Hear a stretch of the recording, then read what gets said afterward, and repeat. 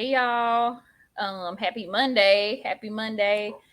Good morning, good afternoon, I guess depending on where you are. I wanted to come on here and give you guys 4 website optimization tips. I hope you're having a great day. I'm going to go ahead and join in on the Facebook group to make sure everything is good. Um, okay. All right, I see myself. So we're going to talk today about 4 tips for optimizing your e-commerce product-based website. Okay, and put my phone back on the charger. Okay, so websites are super important. I don't know if you guys know this, but I am a website designer. Okay, that's kind of how I got into doing what I'm doing. And then I started to focus on product-based e-commerce businesses. But that's beside the point. As a website designer, obviously, I'm very responsible for creating like a flow for that person's website visitors. And so, creating that flow for so many websites, and looking at other people's websites, it helped me see kind of some of the things that a lot of people do wrong when it comes to creating their website. And so, I want to share those things with you today and give you 4 tips for optimizing, right?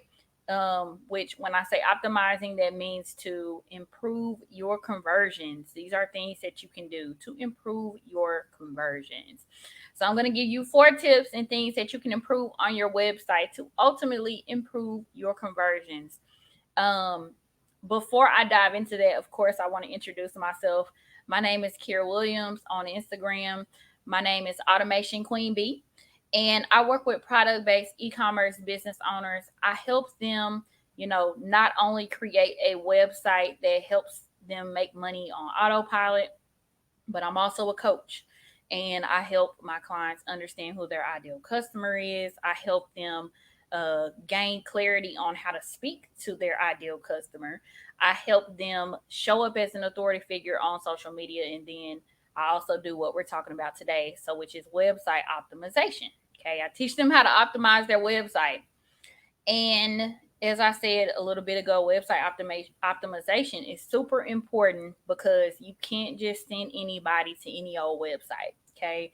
There's so many people that I run across that feel like just having a website is a big milestone, but having a good website is the next milestone after having a website. So we don't want to just send anybody to any old website. We want to send someone to a high converting, effective website.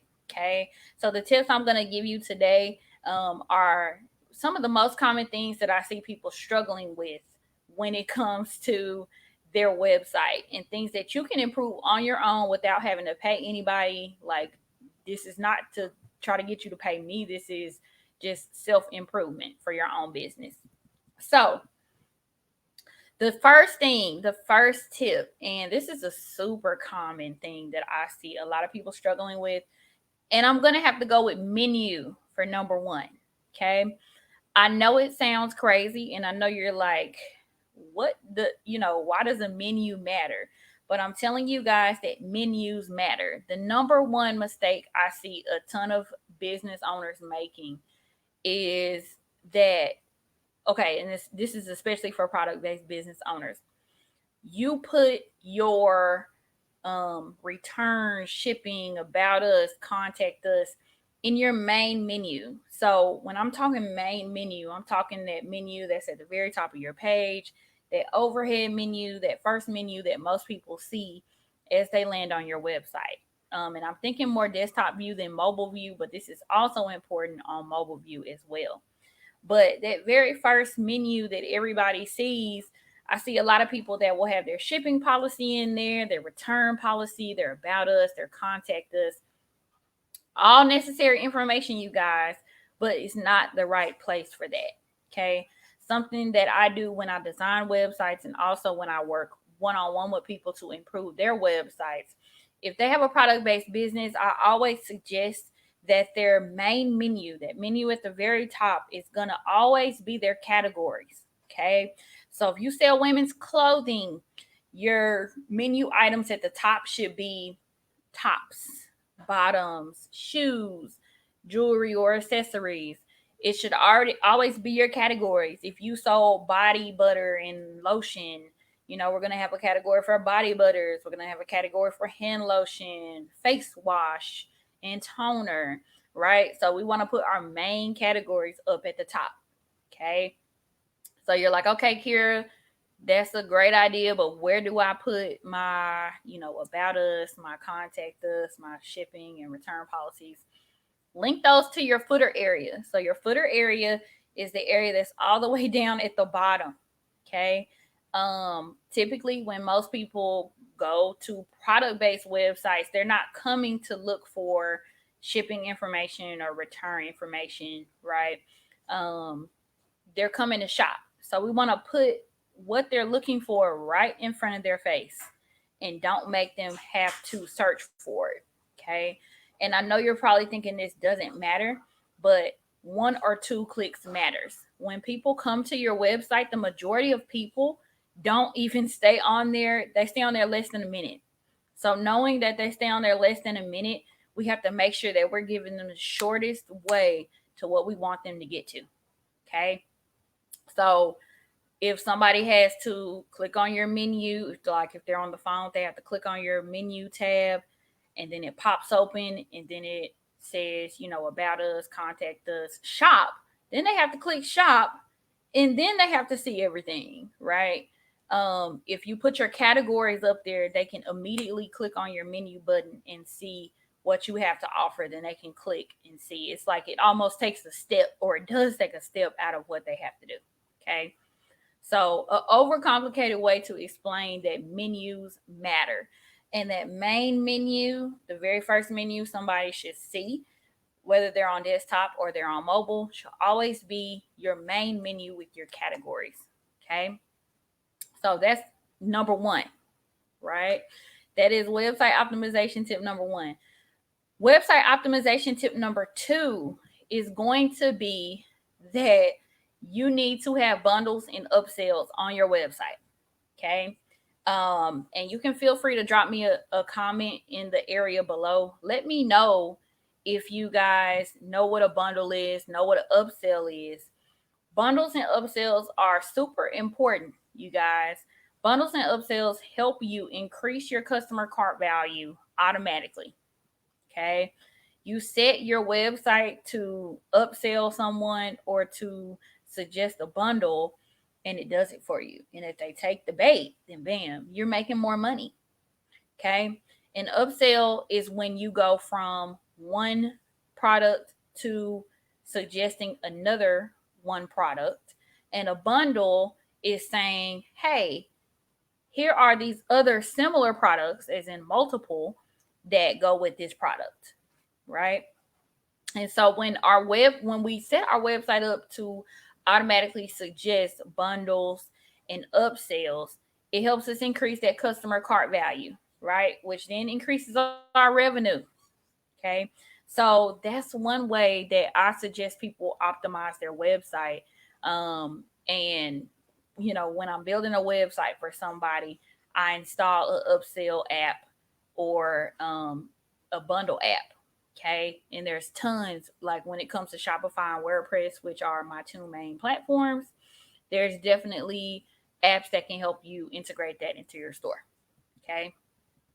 So that's website optimization tip number two is going to be to utilize bundles and upsells to increase your customer cart value on autopilot. Okay. Number three, y'all, and this is a big one. Okay. Website analytics. Okay. And please let me know in the comments below if you guys have ever heard of the term website analytics. I would really love to know. It's a very technical term, but basically, analytics is the numbers behind your store, right? So, when we talk about conversion rate, when we talk about the number of visitors you've had, when we talk about your total sales, all of those things are analytics, okay? And your analytics really give you insight into what's happening on your store. And they give you so much insight that this should actually be data that you use to compare and to improve your website and to make key changes. Okay. So for example, if you are looking at your website analytics in 1 week, your conversion rate is at 4%, and you make some changes to your website, and then all of a sudden it goes down to 2.5%, then that that tells you one of two things. If I have the same amount of traffic going, I'm steadily driving traffic to my website the same way I was before I changed it, then something that I did during that change affected my conversion rate, right? So then I'm going to kind of go back through, whatever I changed and evaluate, like, could this be the problem? Could this be the problem? I'm going to start troubleshooting, right? And I'm going to do whatever I need to do to get back to that 4% conversion rate. So your analytics give you kind of like insight that something is happening on your store. Okay. Also, it can tell you key things about your marketing. So in the Shopify dashboard, and as well as like on Google Analytics, I could do like a whole nother training on Google Analytics. But Google Analytics and Shopify Analytics are pretty cool because they'll tell you where you got your traffic from. So like if you got your traffic from Facebook, if you got your traffic from Instagram, how many people bought or converted from Instagram, how many people converted from Facebook. This is really key, right? Because as we're out here marketing, we have to know where to put our energy to. So I need to know that, majority of my people came from Instagram. If that's the case, then I can hop over there and thank them, right? Or even show them some special love with a coupon or something like that to encourage them to buy more. So the point I'm making is your analytics really give you like so much more detail than you would have ever had about your store and your sales, right? And tell you exactly what you need to change. So if you haven't looked into these analytics, definitely dive into that. Okay. If that's something y'all want to know more about, I can definitely do a separate live to talk about it. But if you're on Shopify, all you have to do is click on the analytics tab to your left when you log into your dashboard. And then if you're using WordPress, I always suggest that people go with Google Analytics. So connect and log into your Google Analytics, start driving traffic, and you'll get some key information. Okay. So that's optimization tip number 3, which is using analytics to make key changes to your store. So the last and final tip, which is website optimization tip number 4, is going to be to optimize your homepage. Now, y'all are going to get sick and tired of me saying this, but as many websites that I've looked at, the homepage is always a problem point for a lot of website owners or business owners. It's a huge pain point. And I want to change your mind when it comes to the point of your website. So stop thinking about your website as a point of sale, a place to hold your product. Your website is more than that. Okay. Your homepage should do a few things. Your homepage should clearly display your brand, right? So if people knew nothing about you, they should be able to go to your website, look at your homepage only, and get a feel for your brand, get a feel for who you're trying to attract. They should be able to say, hey, this is me. I'm a part of this tribe. This is where I'm supposed to be. Okay. So that's a part of creating that feel, right? As far as branding. But the main point of your homepage, you guys, it has 2 main purposes. And this is always what I tell people. You want to, number 1, have a call to action for your email list. And I don't mean just one call to action. I always suggest for people to do like 4 to 5 calls to action, call to actions to encourage people to join their email list. Okay. And I know you're like, Kira, that's like a ton, but it's really not. If you do it in the correct way it can really be seamlessly integrated. So what I mean is, if you integrate a pop-up, you could have a call to action to join your email list in your banner area. You could also integrate one into your homepage, right? There's three. We can integrate one into the footer area. And then finally, before someone leaves, we can integrate a pop up, a exit intent pop up right before they leave and say, hey, do you want 10% off your first order? Join our list, right? So 5 ways, you guys, that you can ask for emails. Emails are super important. Okay. Emails equal money. When you don't have any customers yet, if you have emails, you can understand and you can know that your customers are on the way, because majority of people that visit your website are not going to convert into customers the first time they visit. So because we know that, we have to then put a follow-up system into place. So you're not using paid advertising right now, which is okay. When you're not utilizing paid advertising, we really have to have an organic way to follow up with the people that visit our website. And for many business owners, that's email marketing. Okay. So you definitely have to get your email marketing into play. I can't remember what month, but we're going to do like an email marketing masterclass and challenge in the e-commerce CEO society, just to make sure that everybody, is on the same page as far as email marketing and has the basics set up to at least be able to email their subscribers weekly, have a welcome sequence, a post purchase email sequence, and a couple of other things. But you definitely need to have those call to actions integrated into your homepage for your email list. Okay. So that's number one.